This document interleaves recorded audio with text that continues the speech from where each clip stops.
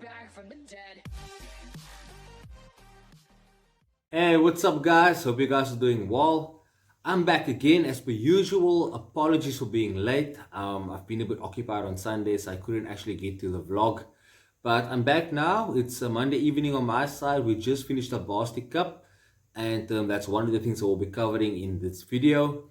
Also, Super Rugby first up, first and foremost, actually, and then of course a bit of Six Nations, just a bit of a recap on what happened on the weekend and a few discussions. And I'll also talk about the refereeing decisions we had this past weekend that were a bit controversial. But let's go to the first match we had on the weekend. We had the Crusaders at home against the Highlanders. Crusaders winning quite easily by 33 points to 13. And I watched that match and I thought the Highlanders had their chances. I mean, there was a couple of times they had some breaks. They kicked the ball away, they couldn't retain the ball, and it was a bad performance in terms of ball retention. And I wouldn't say they would have won the match, but had they taken their chances, the game would have been a lot closer and they could have gotten a losing bonus point maybe. Um, and basically, like the tackles made by the Crusaders was 138, 137 by the Highlanders, but only 9 missed by the Crusaders and a whopping 25 missed by the Highlanders. And if you are going to miss that many tackles in any match, you are going to get punished, especially against a champion team like the Crusaders. The Crusaders had 56% of the possession and the Highlanders 44%. So obviously the more points was they had more ball, which isn't always the case, but in this case it was. They were more clinical, obviously 5 tries to 2. 15 defenders beaten by the Crusaders to the 11 of the Highlanders, and 13 clean breaks compared to 7 of the Highlanders. So on attack, they were pretty good actually, the Crusaders. And 194 passes to 138 and 22 offloads to 10. On attack, the Crusaders were the better team, clearly. But if you look at the turnovers conceded, which is 14 to 10. Yeah, if you get turnover ball and you are a Crusaders team, chances are, I think, probably like 70 or 80 plus that you will score in some form, be it a penalty or a try, because Crusaders are that damn lethal. Up next, we had the Rebels going down at home to the Sharks, 24 points to 36. It's a good win for the Durbanites, especially away from home. They've won their second tour game now, after coming unstuck against the Hurricanes last weekend. And the stats for that match basically reads that that the defenders beaten was 18 to 20, which is quite even. Rebels actually beating 18. 7 all in clean breaks, so nothing to split them there. Rebels actually had 53% possession to the Sharks 47%, but the Sharks also lacked in the offload department. They only had 8 offloads to the Rebels 12. Turnovers conceded is pretty much even. It's 21 to 20 in favor of the Sharks, or in favor of the Rebels. Sharks conceded 1 more. And then the Rebels made 119 tackles. The Sharks 122. But here's the key stat to the result is that the Rebels missed a whopping 36 tackles in this match, compared to the Sharks only missed 17. 17 is still a lot. But if you compare it with 36, yeah, you're going to get punished against any team. If you have a back three of Fussy, Tambwe and Mapimpi, yeah, you're going to be in for a long day. They deserve to actually get a bunch of points against you, eh? So yeah, that's basically the Rebels and the Sharks. And then we had, of course, the upset on Saturday morning. It was the Chiefs up against the Brumbies. I picked the Chiefs to win by a decent margin. They came unstuck against the Brumbies. Obviously, like, I've watched the game in a bit of a dire state. I was still very tired. It was early morning. I had like 3 cappuccinos at that point in time just to keep awake, because I was at a long Friday evening, let's just say that. And the Brumbies had a fast start. The forward pack were quite dominant against the Chiefs. The Chiefs rested a couple of guys, and maybe to their regret now, because they didn't even get a losing bonus point out of this match. Possession, funnily enough, 50-50. Down the middle. Nothing to split them. Defenders beaten 8 to 9, very much even. And this is very unusual to see. The Brumbies had 7 clean breaks. And you would think a Chiefs team with a name of Damien McKenzie, Sean Wine-Newey, those type of guys, Anthony Leonard Brown, they only got 1 clean break out of that whole match. That says a lot about the Brumbies defense. So basically, that's quite a downer for the Chiefs. And also, like, because of the 17 clean breaks the Brumbies had due to their forward dominance as well, the Chiefs constantly had to scramble on defense and they ended up on the wrong side of the scoreboard. Offloads, Chiefs only 4, Brumbies 12. On attack, the Brumbies were the better team, obviously. The Chiefs conceded 21 turnovers to the Brumbies 13, so that cost them a lot in terms of getting their rhythm up. Because the Chiefs, we both know, or we all know actually, if the Chiefs actually get into their rhythm and those passes start to stick, they are freaking dangerous and nearly impossible to stop. But they just couldn't get there, and that was down to very good Brumbies defense on the day. Tackles made was 154 by the Chiefs to 117 of the Brumbies. Again, coming back to the defense, 23 missed to 14, Chiefs missed more, and then 5 to 8 turnovers won. Salsa basically, it tells the whole story of how the Chiefs went down at home to the Brumbies, who went down to the Highlanders in the last minute last weekend at home. What a weekend the rugby can be, eh? And then we had the massacre of all massacres, the Red 64 to the Sunwolves 5. Almost said the Rebels. I can pull out the stats, but I think that scoreline actually, tells a story. 10 tries to 1, 806 meters run to 375. I'm not sure if this was a super rugby game or club rugby game, because I don't think in club rugby matches you see that much meters run by any team, not even. Normally you get like maybe 375 by both teams on a bad day and 806 on a good day from both teams. So, yeah, it's exhausting thinking about it actually. And then 207 passes to 129 in favor of the Reds. 62% to 38% possession, 68% territory to 32 in favor of the Reds again. 24 clean breaks by the Reds to 5. By the way, I didn't watch the game. I only saw the stats and a bit of highlights, but that's about it. So I can't actually comment on what I've seen. But if you look at the stats, it tells a story anyway. And then 47 defenders beaten. 47 defenders beaten. How the hell do you beat 47 defenders in one match? Some teams don't even beat 47 defenders in one season. And the funny thing is, the Reds aren't even that great. They've been struggling since 2013. So, wow, this is quite bad for the Sunwolves. Thank goodness they're out next year. Hey, we'll go back to Super 14. Jeez. And then 14 offloads to the Reds and 8 to the Sunwolves. Actually, I would have expected more offloads with all those breaks. But then again, if you get the break and you can slice to the defenders, I guess, with all those missed tackles, you're probably good to go in any case. No need to offload if it's not needed. So, yeah, I won't say much about that match because it's basically just like for the romantics, it's not really great in terms of watching if it's one-sided. Bunch of points scored, defense optional, I guess. And then we went to a much tighter affair in Cape Town. It was raining a bit actually prior to kickoff. The Stormers against the Aguares. Stormers winning that one 17-7. Yeah, and it was very tight actually in terms of not even the score, but the whole game. The Stormers were only ahead by 3 at halftime, actually 3-0. And I thought at one stage they might keep that 0 record, but then the Aguares managed to score late in the game. I think it was around the 66th minute. And they almost went back-to-back with scores had it not been for an offside call. So that would have made the game quite interesting. Stats for that game also, it's 15-12 defenders beaten in favor of the Stormers. So very little to choose from. Only 3 clean breaks to 2 from the Stormers. Again, attack wasn't very great. I think John Dobson and Davis Nemo will be very, very mad about that. 123 to 113 passes and 6 to 2 offloads, all in favor of the Stormers. 16 to 17 turnovers conceded, which is quite bad. Darby is a breakdown specialist and he doesn't like conceding turnovers, so I think he'll be a bit mad about that too.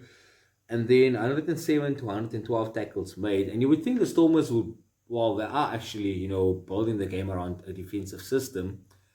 Yet they have missed, let me just double check. Yeah, they've actually missed 19 tackles compared to the Aguares 15. So defensively, they weren't at their best this weekend.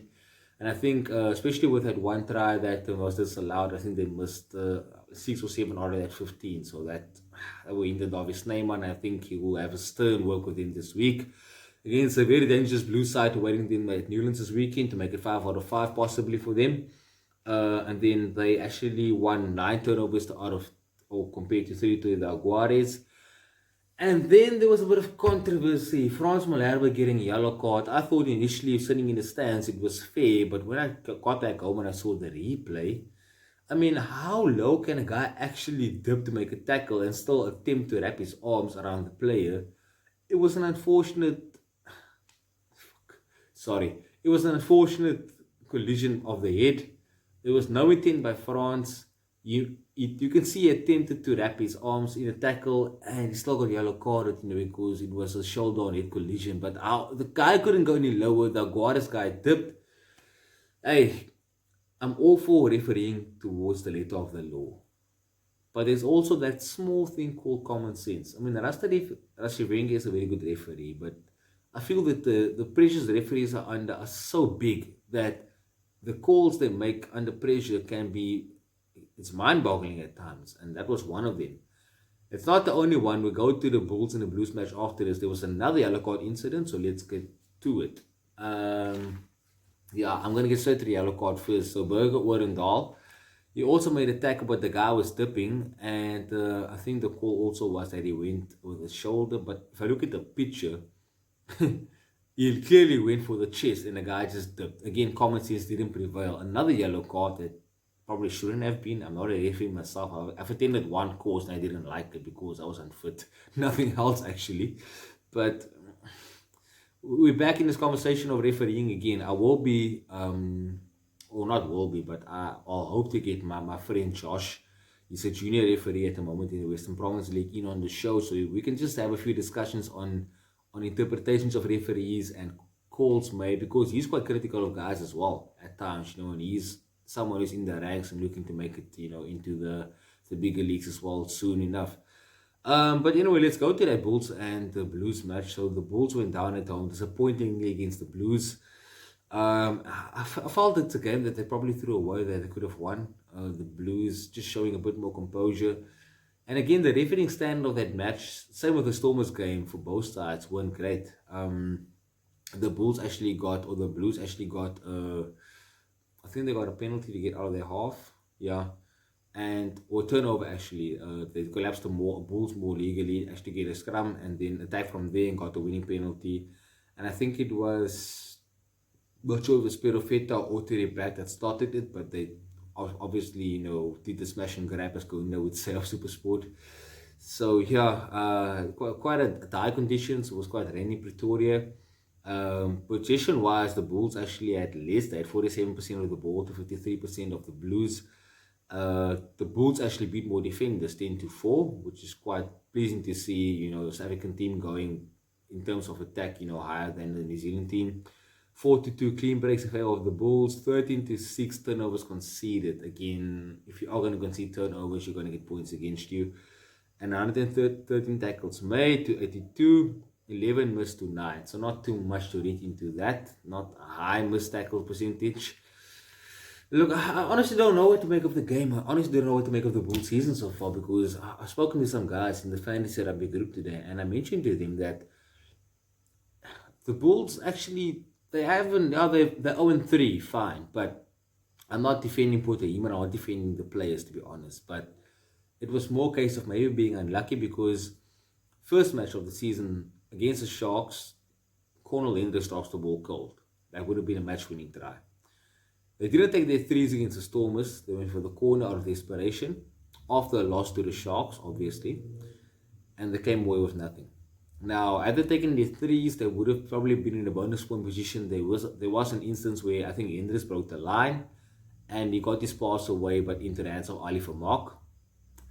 So at the score there, I think it would have been 13-6, and they would have, or 13-7, they would have been within 6 points, and it would have been a different ball game. They could have stolen it from the Stormers, or they could have had a losing bonus point.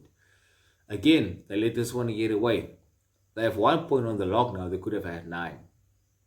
It's bad for the Bulls, but overall, I think that it's just inexperience, and I think it's time, to make some changes. Potaiman, he needs to make some changes. Get Tuitavake in. I'm not sure about the Morningstein, Mani Libok issue, but maybe start Emrys Papier, I think, just to get a bit of more quick service. Although Van Sale's basket is better, but I think that the Bulls are at the point in time where they have to probably take a few risks, and the current selection isn't paying off for them. So yeah, that's basically Super Rugby in a nutshell. I'm going to be crossing over to the Varsity Cup results of tonight. So we had Tux being behind at one stage, winning Shimla's 44-33. Wits actually beating Picker 27-24. UWC going down to Malta 77-5, so defending champions still on a run here. And then CUT and UCT, as the latest are scrambled, the score's the same 44 all. So yeah, I think Martis will probably be top of the log now with Tux. I think Martis still have a game behind after having a bye. I haven't checked the log as of yet, but it's looking good for Tux and Martis. They might play the final again this year by the look of things. So yeah, it's basically Varsity Cup for you. And the Six Nations, where Scotland beating Italy 17-0. It was also the biggest margin in Rome for Scotland, so well done to them. Someone joked and said on Facebook that it was the wooden spoon contest, so I guess Italy got it again. Jokes aside, Wales going down to France at home, 27 points to 23. France looking damn good under Fabien Galti. And I've watched a video a couple of years ago of Nick Mallet, where I had a talk with some people about coaching and play management and stuff. And he said that, at a point in time, he coached Fabien Galti, I think it was at Stade Francais. I'm not sure myself, but Fabian was a very selfish player in terms of, he joined this club to win a medal, and he always spoke about me, me, me, me, always spoke about himself. And Nick sat him down and said to him, listen to you talking. This is why I dropped you, because you always worry about yourself. You don't worry about your team.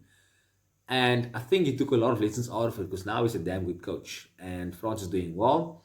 With the next two games against Scotland and Ireland, it's going to be a tough one. But if all goes well, they will take the Six Nations for the first time in how many years? So kudos to the French.